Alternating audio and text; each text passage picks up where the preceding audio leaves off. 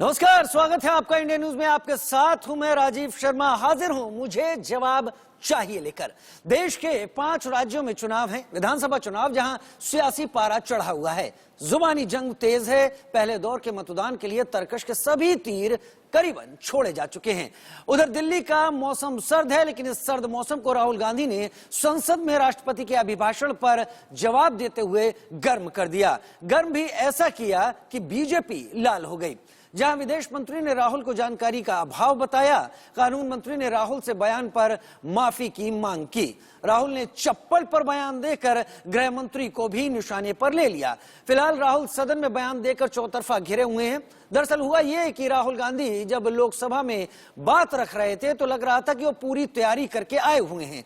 आरोपों की एक के बाद एक झड़ी राहुल गांधी की तरफ से। सरकार पर देश को गरीब बनाने का आरोप लगाया। संवैधानिक संस्थाओं को खत्म करने का भी उन्होंने आरोप लगा दिया। केंद्रीय गृह मंत्री अमित शाह को भी घेरा और घेरते घेरते उन्होंने एक वाकये का जिक्र किया। कहा, सबूत के साथ कह रहा हूं, कुछ दिन पहले किसी राजनीतिक दल के नेता मणिपुर से आए थे, काफी गुस्से में थे। पूछने पर बताया कि गृह मंत्री के घर गए थे। उन्होंने बताया कि वहां हमसे जूते उतरवा लिए गए, लेकिन गृह मंत्री चप्पल पहनकर घर में घूम रहे थे।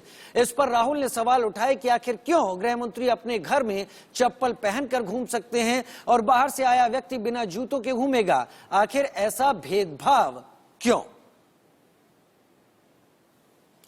राहुल गांधी जब लोकसभा में बोल रहे थे तो लग रहा था उन्होंने इस बार सिलसिलेवार तैयारी की है, सरकार को घेरने की पूरी तैयारी की हुई है। आरोपों की झड़ी में उन्होंने सरकार पर देश को गरीब बनाने का आरोप लगाया, संवैधानिक संस्थाओं को खत्म करने का भी आरोप लगाया।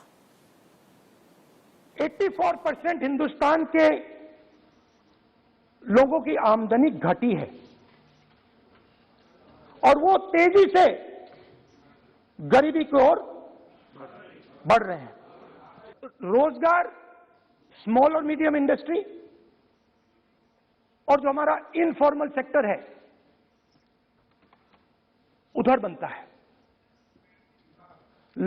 लाखों करोड़ रुपया आपने उनसे छीनकर हिंदुस्तान के सबसे बड़े अरबपतियों को दिलवा दिया। आपने पिछले 7 साल में अनऑर्गेनाइज्ड सेक्टर और स्मॉल और मीडियम इंडस्ट्री पर एक के बाद एक आक्रमण किया है। The judiciary, the election commission, Pegasus, these are all instruments of destroying the voice of the Union of States. संवैधानिक संस्थाओं की बात की और तमाम जगह उन्होंने कहा कि सरकार ने व्यवस्था को खराब करने की पूरी कोशिश की है। बात करते हैं अब कल संसद में हुए संग्राम की, जहां राष्ट्रपति के अभिभाषण पर धन्यवाद प्रस्ताव पर चर्चा के दौरान कांग्रेस के नेता राहुल गांधी ने लोकसभा में मोदी सरकार पर जमकर निशाना साधा। राहुल गांधी ने चीन और पाकिस्तान के हवाले से देश को आंतरिक और बाहरी खतरे में झोंकने का भी आरोप लगाया। उन्होंने आरएसएस को भी निशाने पर लिया। सुनते हैं। The problem is you people are confused. The problem is you people think that these languages, these cultures, these histories, you think that you can suppress them. You have no idea of history. You have no idea what you are dealing with. Now that idea of a king has come back. That there is a king, a Shahinshah, a ruler of rulers, a master of masters. Do not underestimate the power that stands in front of us. Do not underestimate it. You have brought Pakistan and China together, and this is the single biggest crime that you could commit against the people of India. Lok Sabha में राहुल गांधी ने केंद्रीय गृह मंत्री अमित शाह को भी घेरा। उन्होंने एक वाकये का जिक्र कर दिया और कहा कि कुछ दिन पहले किसी राजनीतिक दल के नेता मणिपुर से आए थे, काफी गुस्से में थे। पूछने पर बताया कि गृह मंत्री के घर गए थे। उन्होंने बताया वहां हमसे जूते उतरवाए गए, लेकिन गृह मंत्री घर के अंदर चप्पल पहनकर घूम रहे थे। इस पर राहुल ने सवाल उठाया, आखिर क्यों गृह मंत्री अपने घर में चप्पल पहनकर घूम सकते हैं और बाहर से आया व्यक्ति बिना जूतों के घूमेगा? आखिर ऐसा भेदभाव क्यों? ये कौन सा तरीका था आपका? ये एक सोच है कि मैं तुमसे बड़ा हूं और तुम मुझसे छोटे। राहुल ने बताया कि उन्होंने मुझे इसकी तस्वीर भी दिखाई, यानी उन राजनीतिज्ञ ने यह तस्वीर राहुल गांधी को दिखाई। I'm not going to name, came to me from Manipur and he was very agitated. I spoke to him, I said, why are you agitated, my brother? And he says, Rahulji, I have never felt as insulted as I have a few days ago. I said, why? He said, Rahulji, a delegation of Manipuris, political leaders, senior leaders went to see the Home Minister. Outside his house, we were told to take off our shoes. And when we went inside his room, we found that the Home Minister was wearing his chappals. What does this mean? What exactly does this mean? Why is it that in the Home Minister's house, the Home Minister can wear chappals, but a delegation of Manipuri politicians cannot? It's not the Honorable Home Minister. It's not. And it has touched the religious sensibility. We have touched the religious sensibility of all our people. Who will decide? You will decide. Who you will decide? हमारी धार्मिक परंपराओं पर ऐसी टिप्पणियां कर सकते हैं क्या? Mr. Goyal, sit down. Sit down, Mr. Goyal, sit down. It's Speaker, sir. Speaker, sir. ये भारत के धर्म के ऊपर अटैक कर रहे हैं, भारत की धार्मिक परंपराओं पे अटैक कर रहे हैं, और ये हम सबकी धार्मिक परंपराओं के ऊपर आघात है। चेक कर लूंगा। हमारे घर में भी यही है परिस्थिति। राहुल गांधी बोले और क्या खूब बोले कि उन्होंने एक एक मुद्दे को सरकार के सामने रखा और सरकार को घेरने की कोई कसर नहीं छोड़ी। तमाम राजनीतिक विरोधी भी कह रहे हैं, पूरी तैयारी के साथ आए थे। मेरे साथ इस वक्त खास मेहमान जुड़ गए हैं जिनसे हम चर्चा कर रहे हैं राहुल गांधी के स्वरूप। लेकिन सबसे बड़ी बात इस बात पर कि राहुल गांधी ने गृह मंत्री को घेरते घेरते चप्पलों की बात कर दी मणिपुर के एक राजनेता के जरिए। मेरे साथ वीरेंद्र बब्बर, प्रवक्ता बीजेपी, इस वक्त जुड़े हुए हैं।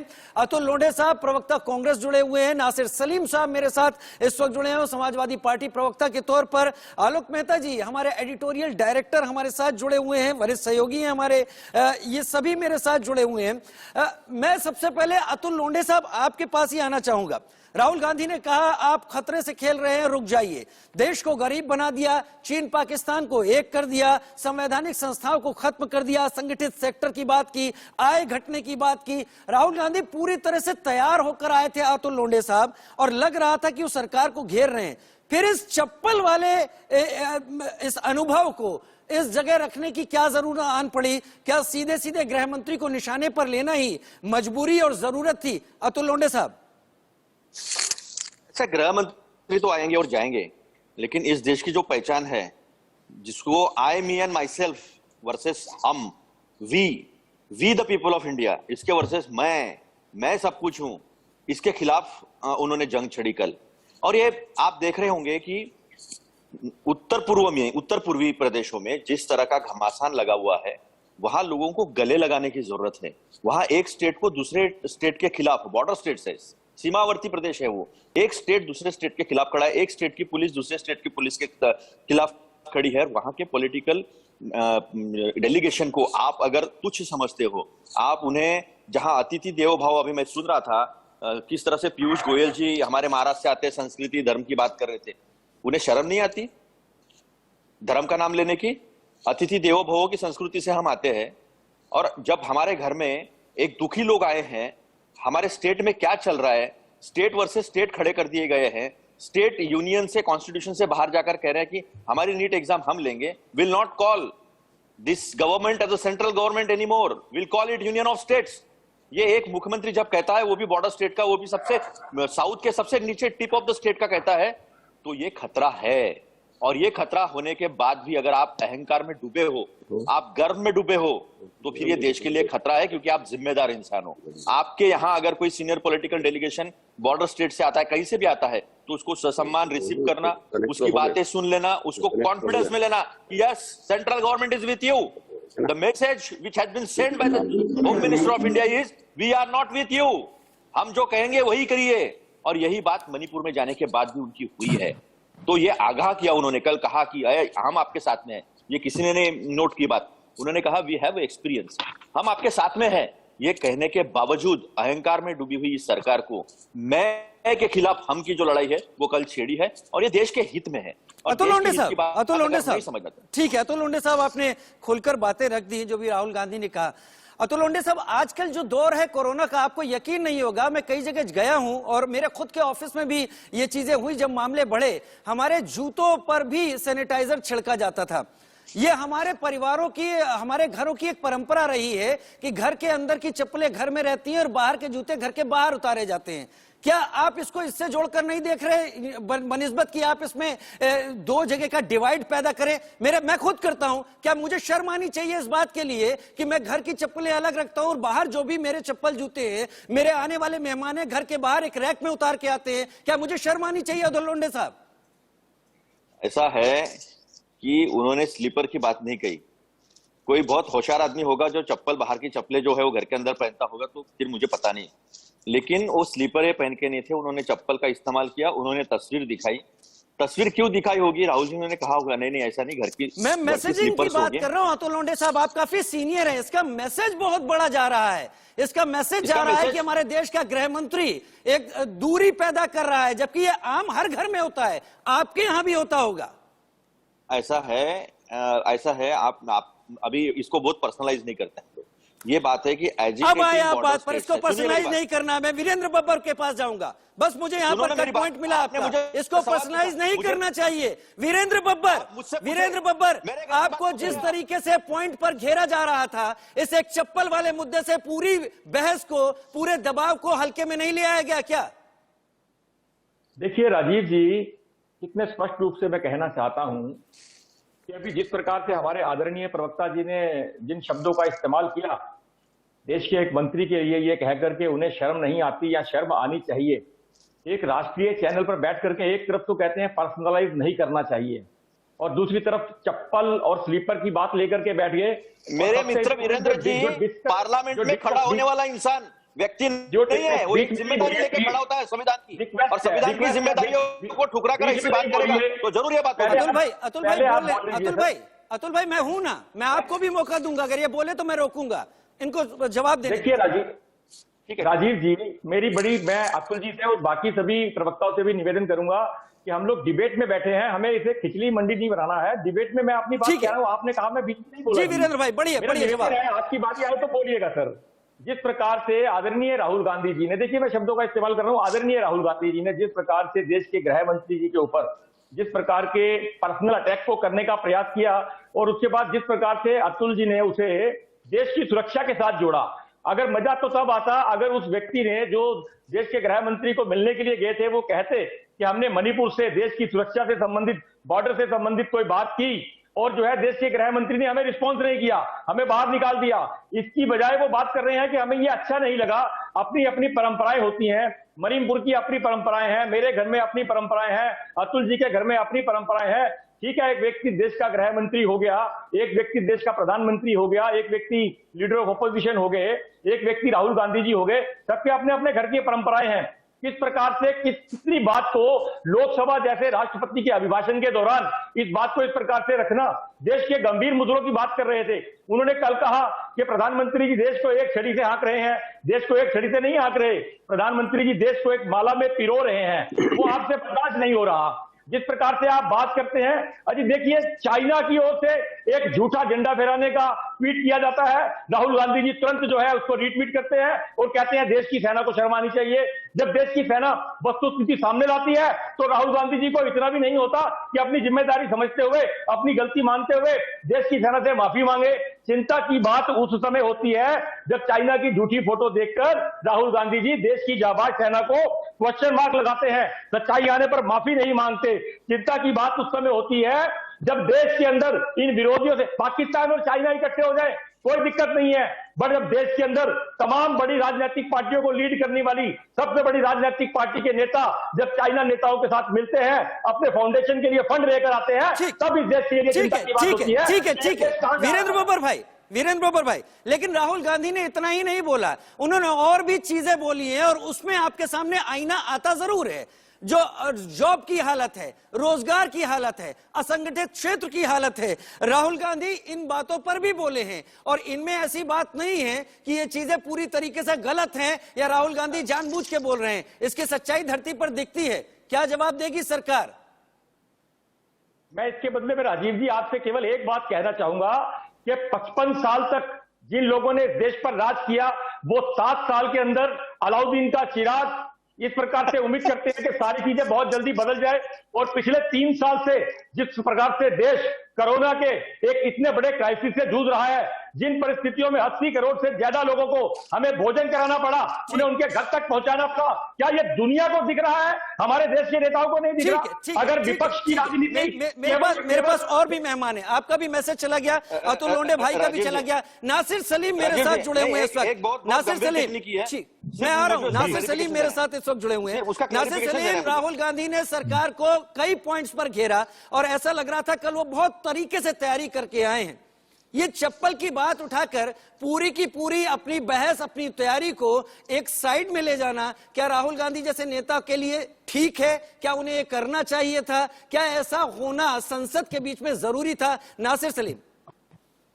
नमस्कार राजीव भाई और शुक्रिया और आदाब बहुत बहुत कि आपने मुझे पैनल पे जोड़ा। देखिए 2-3 चीजें हैं जो मैं बोलना चाहूंगा जी। जहां तक आदरणीय राहुल गांधी जी का सवाल है, वो तो कांग्रेस के प्रवक्ता हमारे अतुल भाई हैं, वो जवाब देंगे उस पर।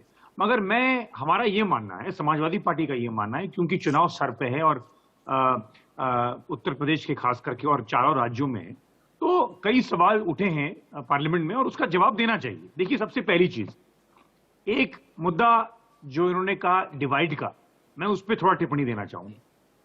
एनएसएसओ की डेटा है, मैं डेटा के साथ इसलिए डिबेट में पढ़ के आता हूं, मैं ऐसे नहीं बोलूंगा, हवाबाजी नहीं बोलूंगा, मैं नहीं करूंगा। एनएसएसओ का डेटा है राजीव भाई, जिसमें यह बोला गया है कि पिछले 8 साल में, सुनिएगा, पिछले 8 साल में किसानों की जो कर्ज है, किसानों का जो कर्ज है वो 400% से बढ़ चुका है और उसी समय उनकी आमदनी 300% से घट चुकी है। दूसरा सवाल, बेरोजगारी आज की डेट में चरम पे है। मैं उत्तर प्रदेश की बात करना चाहूंगा आपके सामने, क्योंकि 24-25 करोड़ की जनता है उत्तर प्रदेश में और सबसे बड़ा प्रदेश है। आप ये बताइए, अगर युवा को नौकरी नहीं मिलेगी तो आगे देश कैसे बढ़ेगा? तीसरा पॉइंट हमारा पॉइंट ये है, किसानों का मुद्दा। आज की डेट में भी आप देख लीजिए, अगर आप जीडीपी की बात करें या मैं अर्थव्यवस्था की बात करें, मैं सिंपल कर दूं आपके दर्शकों के लिए, कि जब हम इकोनॉमी की बात करते हैं, अर्थव्यवस्था की बात करते हैं, तो ये बताइए किसानों का पिछले 1 साल में जो टाइम बर्बाद हुआ, वो 3 काले कानून और 700 से 800 लोग खत्म हो गए। और आज का जो सबसे बड़ा मुद्दा है किसानों का, खास करके उत्तर प्रदेश में राजीव भाई, जो आवारा पशु का है, एमएसपी 15 दिन के अंदर नहीं मिल पा रही है, वो परेशान है, वो बार बार कह रहे हैं कि भैया मंडियां ठीक है। नासिर भाई, आपने बहुत सारे पॉइंट रखे सिलसिलेवार, अभी और वक्त है नासिर भाई, अभी और वक्त है, मैं आपके पास भी आऊंगा। लेकिन मेरा सवाल यही है कि जब आप इतने सारे पॉइंट उठा रहे हैं, आप किसानों की आय की बात बता रहे हैं, उनके कर्ज बढ़ने की बात बता रहे हैं, कुछ बहुत ऐसा ही राहुल गांधी शुरू हुए थे, उसको चप्पल वाले मुद्दे पर ले जाने की शायद कोई जरूरत नहीं थी, बहुत बेहतरीन तरीके से घेर रहे थे। मैं अजीत कटारिया के पास जाऊंगा पॉलिटिकल एनालिस्ट के तौर पर। ये अजीत भाई, ये राहुल गांधी का एक स्मार्ट मूव कहा जाए या एक कहीं बीच में एक छोटी सी गलती हो गई कि सारी बेहतर चीजें किनारे रह गई और गलती कहीं और प्रमुख हो गई? नहीं राजीव भाई, ये गलती नहीं है। उन्होंने एक सच्चाई जो है वो जनता के सामने, भारत के सामने रखने की कोशिश की है कि भारत सरकार कितनी अहंकारी सरकार हो गई कि कोई भी आदमी, मेहमान, मेंबर ऑफ पार्लियामेंट अगर नॉर्थ ईस्ट का कोई आता है तो उसकी कितनी बेइज्जती की जाती है कि आप चप्पल उतार करके आइए, जबकि आप खुद चप्पल पहन के बैठे हैं। अजीत कटारिया साहब, मैं अपना अनुभव आपके सामने रखूंगा, बोलने दूंगा। मेरे घर की स्थिति ये है कि बाहर के आए हुए जूते और चप्पल वो घर के बाहर उतारे जाते हैं, घर के अंदर के हमेशा घर में रहते हैं। तो अगर गृह मंत्री अपने घर के अंदर की चीजें ऐसी कर रहे हैं तो ये व्यक्तिगत मामला है, इसमें अपमान नहीं आता। देखिए, व्यक्तिगत है, बिल्कुल मैंने मान लिया, लेकिन सबके लिए लागू होती है। और लोग चप्पल पहन के आते हैं अंदर, लेकिन नॉर्थ ईस्ट के अगर कुछ लोग आते हैं मेंबर ऑफ पार्लियामेंट, उनको चप्पल उतरवा के अंदर लिया जाता है। तो ये इस तरह की हरकत नहीं होनी चाहिए। और हर आदमी को, भारत सरकार के गृह मंत्री है, उनके लिए पूरा भारत एक है। विभिन्न तरह के हमारे यहाँ पे संस्कार है, सामाजिक व्यवस्था है, उनको सबको साथ लेकर के गृह मंत्री को और प्रधानमंत्री जी को चलना चाहिए। ये उनकी राजनीतिक भी और सामाजिक भी जिम्मेदारी है। क्या केवल चप्पल उतरवाने से सबको साथ लेकर चलने वाला अहम ये बात खत्म हो जाती है क्या? देखिए साहब, मैं बताता हूँ आपको बात। अभी जो किसान आंदोलन की बात कर रहे थे उसको ले लीजिए आप, उसमें भी यही हाल हुआ था कि उन्होंने उनको आतंकवादी, उग्रवादी, नक्सलवादी बता दिया और ये कह दिया कि चौधरियों की चौधर खत्म हो गई। ये भी बहुत बड़ी गलत बात है। ठीक है। मैं आलोक मेहता जी को लाना चाहूंगा बहस में। आलोक सर, जो मुद्दे राहुल गांधी ने रखे हैं, मैंने उन मुद्दों को देखा। आप खतरे से खेल रहे हैं, रुक जाइए। देश को गरीब बना दिया है, संवैधानिक संस्थाओं को खत्म कर दिया, जुडिशरी की भी बात की, और ये बात करते करते जब ऐसा लग रहा था कि पूरा सत्ता पक्ष घिर गया है और राहुल गांधी धारा प्रवाह बोल रहे हैं, उन्होंने इस मुद्दे का भी जिक्र कर दिया। ये इस पूरी चर्चा को हल्का कर गया या राहुल गांधी का एक स्मार्ट मूव है? राजीव जी, आप और हम किसी पार्टी से नहीं है, इसलिए तटस्थ भाव से तथ्यों की 2-3 बात करेंगे। ब्रेक से पहले यदि कुछ समय मिल जाता है तो देखिए, ये सही है कि संसद का विशेषाधिकार है, वो जुडिशरी के बारे में इलेक्शन कमीशन पर बोल गए। यदि आप यही बात राजीव जी कल इसी मंच पर टीवी पर बोलेंगे तो आप पर जुडिशरी की तरफ से बाकायदा नोटिस कंटेम्प्ट का आ सकता है। संसद में उनका अधिकार है, उन्होंने कहा, बड़ा हम उनके अधिकार को कहीं चुनौती हम नहीं देते, जनता के चुने हुए प्रतिनिधि होते हैं संसद में, और वो अलग बहस है कि संसद और उसमें न्यायपालिका को दूसरे टकराव पर जाना चाहिए। फिलहाल 2 बातें अभी जो कही गई, अतुल भाई महाराष्ट्र से हैं जहां तक मैं समझ पा रहा हूँ। महाराष्ट्र, गुजरात में जो संस्कार है, मैं भी मतलब मैं चाहे उस प्रदेश का नहीं, लेकिन फिर भी हमारे संस्कार वही हैं जो मध्य प्रदेश में रहते हुए गुजरात महाराष्ट्र से लोग आए। चप्पल उतारने हमारी माँ भी उसी तरह से, हर जैसे आप बाथरूम में जाते हैं स्लीपर है, यदि कमरे में बैठते हैं तो चप्पल हम लोगों को बने दिए, आप उस तरह के ड्राइंग रूम है तो वहां हो पाता है। अच्छा चलिए ये छोड़िए, क्योंकि राहुल गांधी हमारी तरह कहीं गाँव में, छोटे कस्बों में नहीं रहे, अतुल भाई की तरह नहीं रहे होंगे, लेकिन वो यदि विदेश इतना जाते हैं, थोड़ा सा पढ़ लेते। मैं जापान के वहां का अतिथि बनकर गया था, जैसे उनका परिवार जाते रहे हैं। उस दृष्टि से जापान में इवन रेस्तरां में जाने पर आपको जूता चप्पल उतारना होता है। इसलिए ये जो संस्कृति है पूर्वोत्तर की, मैं इसलिए जा रहा हूँ, जापान का उदाहरण इसलिए दे रहा हूँ कि मैं वहां गया हूँ और आप अभी जाकर पुष्टि कर सकते हैं, जाके गूगल में देख लीजिएगा। वहां के इस तरह के जो अच्छे, जिसको कह सकते हैं, जहां पर वहां की सरकार जब ऐसा कोई निमंत्रण देती है और जब लोगों को बुलाया जाता है तो वहां भी ये परंपरा है जी। ये अच्छा, दूसरा, घर में पहनने के लिए चप्पल क्यों नहीं पहनता आदमी? जो बाथरूम का चप्पल है वो ड्राइंग रूम का चप्पल, जो कि उसमें आदमी को यदि सर्दी लगती है, यदि पैरों में कुछ है, आप पहनेगा। मैं उनको डिफेंड नहीं कर रहा हूँ, वो डिफेंड करना उनका काम है। मैं खाली बात पर इस तरह की बहस में न पढ़कर, ये राहुल गांधी बड़ी तैयारी से आए थे, क्योंकि उनको चुनाव दिख रहा है। मणिपुर, उत्तर प्रदेश, जैसे अभी हमारे भाई ने कहा, सही है, गरीबी वाला मुद्दा बहुत अच्छा है, उठाना चाहिए, रोजगार का मुद्दा उठाना चाहिए, किसानों का उठाना चाहिए। और लेकिन मणिपुर में चूंकि चुनाव को ध्यान में रखकर टारगेट बनाकर उन्होंने किया, ये मुझे लगता है थोड़ा सा हल्का हो जाता है, क्योंकि देश, मणिपुर, पूर्वोत्तर पर जो ध्यान दिया गया है, उत्तर प्रदेश के और जो समस्याएं हैं उनको लेकर के तो जितना बोले, पिछले सत्रों में बोले नहीं, पिछले सत्रों में चलने ही नहीं दिया। इस बार तय करके कि चूंकि देश विदेश में जाए मैसेज कि देखिए ये सरकार पूंजीपतियों की है, टाटा बिरला की सरकार के नारे अभी वीडियो में उठाकर वो देख लेंगे तो सारे तब वही चलते थे। और उसके बाद अंबानी जी का जब उदय हुआ, जब प्रणब मुखर्जी और नरेंद्र तिवारी मंत्री हुए, वित्त मंत्री नरसिंह राव, मनमोहन सिंह हुए, तब से अंबानी जी का उदय हुआ है। वो गूगल में देख लेते तो मालूम हो जाता। यदि अपनी पार्टी में मोतीलाल वोरा तो अब नहीं रहे, अहमद पटेल नहीं रहे, वो शायद पृथ्वीराज चौहान से पूछ रहे तो बताए थे कि अंबानी से उस समय कितनी सहायता मिलती थी, 10 जनपद में जाके कौन देता था। इसलिए ये सब बातें छोड़िए, मतलब वो पार्टी के लिए देते हो, लीगल, मैं कोई नहीं कह रहा हूँ। पूंजीपतियों को बढ़ाना, यदि उद्योगों को बढ़ाना है, इसे एक तीसरा ब्रेक से पहले चीन वाला मुद्दा 1963 में, मैं तब तो छोटा था, लेकिन आपको यदि हम पढ़ते रहे हैं, मैं चीन में कई बार गया हूँ, और 63 में जो किया चीन ने, वो पाकिस्तान ने बाकायदा उसको शक्सगान जो घाटी है, एक पूरा इलाका है, वो चीन को सुपुर्द कर दिया था। 1970 के दशक में काराकोरम जो सबसे सेंसिटिव है, इसीलिए ब्रिटेन ने भी हम लोगों को डिवाइड किया था। उस घाटी, पाक अधिकृत जो इलाका है, जो हमारा इलाका है, सही माने में पाकिस्तान के कब्जे में है, वो पाकिस्तान ने वहां पर उसको हाईवे बनाने को दे दिया। 2013 प्रतिभा पाटिल जी से पूछ लीजिएगा तुल जी अभी फोन करके, वो भी गई है, मैं भी गया हूं। उसी दौरान में 2013 में ही चीन ने पाकिस्तान के इकोनॉमिक कॉरिडोर की उस समय सब बातचीत की थी, कॉन्फ्रेंस किया था। भारत के कई नेता भी उस तरह के बातचीत में कि वो हम जैसा चाहते हैं, भारत का नहीं, क्योंकि आप क्या गड़बड़ करेंगे, हम उस तरह से कॉरिडोर को आज तक हम वो नहीं कर रहे जी। इसके तथ्यों पर बात करते राहुल गांधी, प्रतिभा पाटिल से चर्चा करते, किसी समझदार से चर्चा करते, वो इमेच्योर ढंग से यदि करते हैं तो मुझे दुख होता है। मुझे वो भाषण इतना अच्छा देते दिया उन्होंने कि साहब धराधार गलत तथ्य दे करके जनता को, देश को और दुनिया के सामने हमें लज्जित करना संसद में, ठीक, कि ये सरकार चीन और पाकिस्तान से उसको दे रही है। चीन सारी दुनिया का दुश्मन है।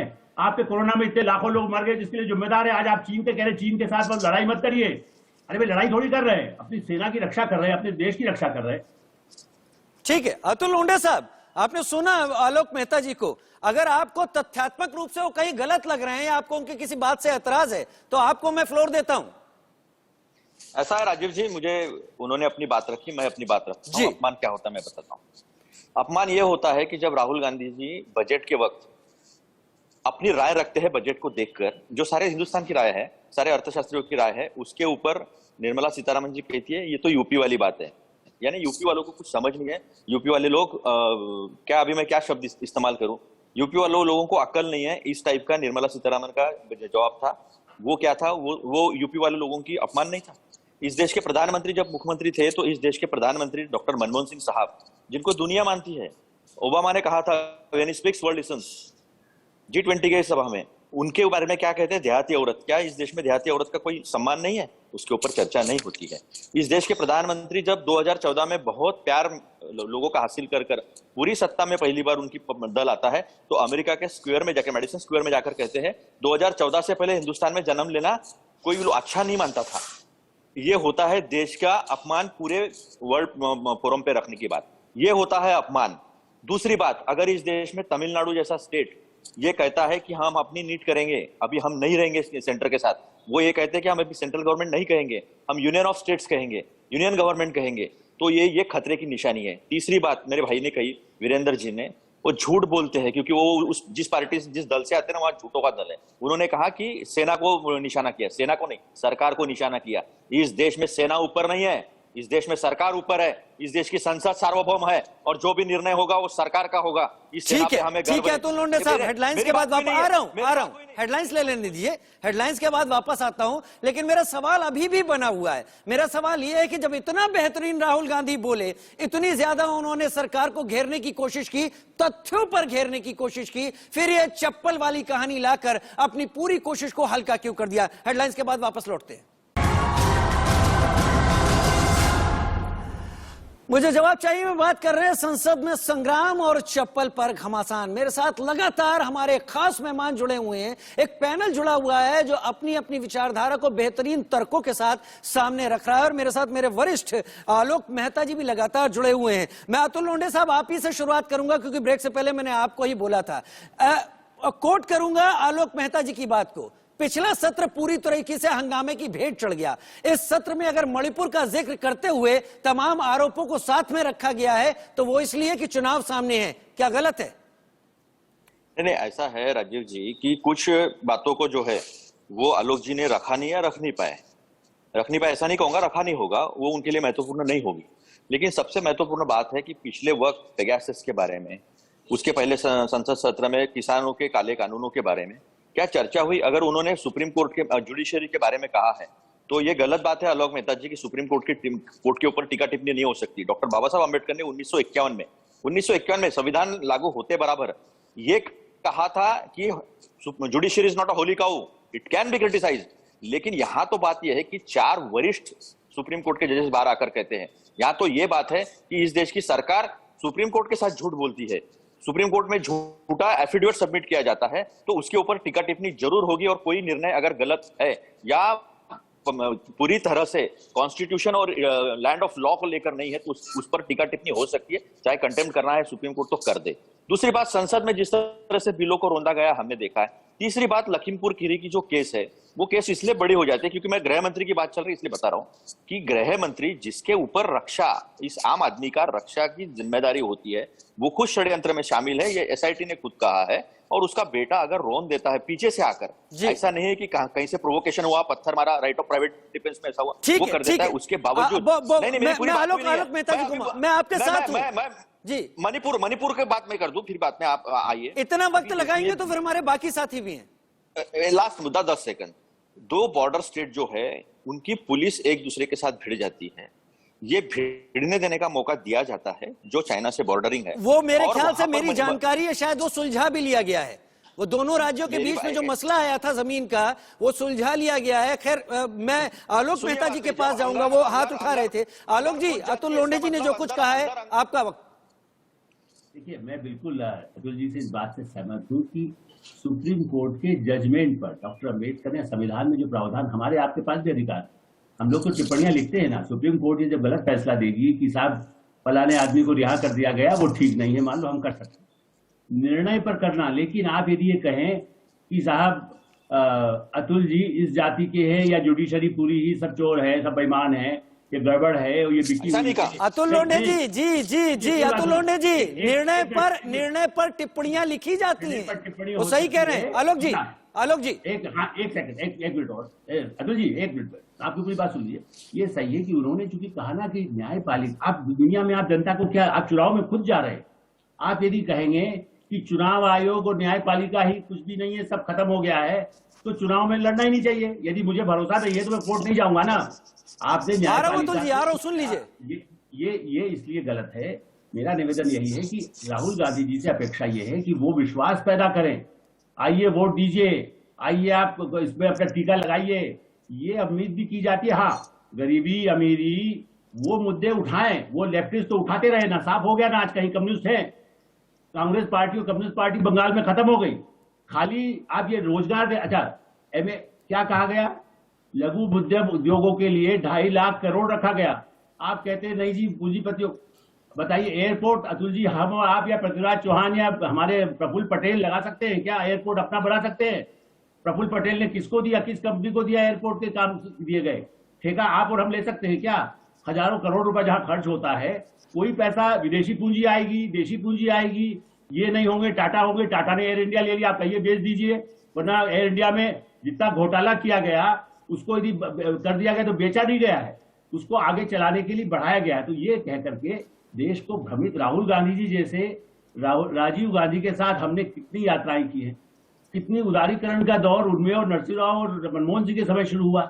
आप मनमोहन सिंह से पूछ लेते, और अभी आपने कहा ना मनमोहन सिंह जी को स्वीकार्य है। मनमोहन सिंह जी ने एक चुनाव आपकी तरह नहीं लड़ा, केवल एक दिल्ली में लड़ा था, वो हार गए। वो जनता के प्रतिनिधि नहीं थे, वो देश अर्थशास्त्री के नाते थे, वो पार्टी के वफादार हैं, आज भी रहेंगे, उनको हमेशा उनका कंट्रीब्यूशन रहेगा। लेकिन वो उनको जनता के प्रति मत जोड़िए। राहुल गांधी केरल और तमिलनाडु की तारीफ करें, ठीक है, लेकिन वो भी जिस तरह से बातें कर रहे हैं गुजरात के कल्चर को लेकर। अतुल लोंढे जी, मैं आऊंगा आपके पास। ये बहस आपकी, केवल आपकी नहीं रहेगी। मेरे पास नासिर सलीम भी है, मेरे पास वीरेंद्र बब्बर भी हैं। वीरेंद्र बब्बर के पास पहले जाऊंगा, फिर नासिर सलीम भाई के पास और अजीत कटारिया जी के पास आता हूं, फिर आपके पास आता हूं। वीरेंद्र बब्बर जी, अब आप बताइए, संसद में राष्ट्रपति के अभिभाषण पर जो जवाब दिए जा रहे थे, जिस तरीके से राहुल गांधी ने खुद को, अपनी बातों को रखा, आप भी क्या इस एक टॉपिक, एक इश्यू को लेकर बीजेपी की तरफ से अड़े रहना चाहते हैं, या आप चाहते हैं कि निंदक नीरे राखिए की तरह जो सवाल उठाए गए हैं आप उनको हल करें और अपने विपक्ष को भी संतुष्ट करें? देखिए राजीव जी, विपक्ष सहित पूरे देश को संतुष्ट करना सरकार का काम है और सरकार अपना काम कर रही है। मैं ध्यान दिलाना चाहता हूं, जब ये किसान कानून की बात कर रहे थे मेरे भाई जिन्हें काला कानून कहते हैं, जब ये किसान कानून लागू किए गए, इससे पहले कांग्रेस के सभी नेताओं ने इसका समर्थन किया, बाद में ये लोग पीछे हट गए, परंतु देश के प्रधानमंत्री ने देश की जनता से, किसानों से माफी मांगते हुए, ये कहते हुए कि मैं अपने किसान भाइयों को नहीं समझा पाया, जिद पे ना लेते हुए, प्रेस्टीजियस इशू ना बनाते हुए, ईगो ना बनाते हुए, इन कानूनों को सम्मान के साथ वापस ले लिया। अभी मेरे मित्र भाई आदरणीय कांग्रेस के प्रवक्ता कह रहे थे कि सरकार के ऊपर आरोप लगाए गए थे, सेना के ऊपर आरोप नहीं लगाए गए थे। तो भाई सरकार के ऊपर आरोप लगाए गए कि फला जगह पे चाइना ने झंडा गाड़ दिया, उसके बाद सेना ने स्पष्ट किया कि झंडा वहां चाइना का नहीं है, वो मैन्युपुलेटेड किया गया था, झंडा वहां भारत का है, और सेना ने पिक्चर दिखाई। क्या राहुल गांधी जी की जिम्मेदारी नहीं बनती थी कि वहां माफी मांगे? चलो आपने झूठ एक्सेप्ट कर लिया, कह गया था, मैं अपना झूठ एक्सेप्ट कर लिया, शुक्रिया। मैं माफी मांगता हूं। और लखीमपुर की बात करते हैं, पेगासस की बात करते हैं, जो मामले कोर्ट में विचाराधीन है, और आप बात करते हैं लखीमपुर की। ये हिंदुस्तान का कानून है, लोकतंत्र है। देश के गृह मंत्री के बेटे के ऊपर अगर कोई आरोप लगे तो उसके ऊपर हत्या का मुकदमा दर्ज हुआ, वो गिरफ्तार है। ये लोकतंत्र है, इससे ज्यादा और क्या कर सकते हैं?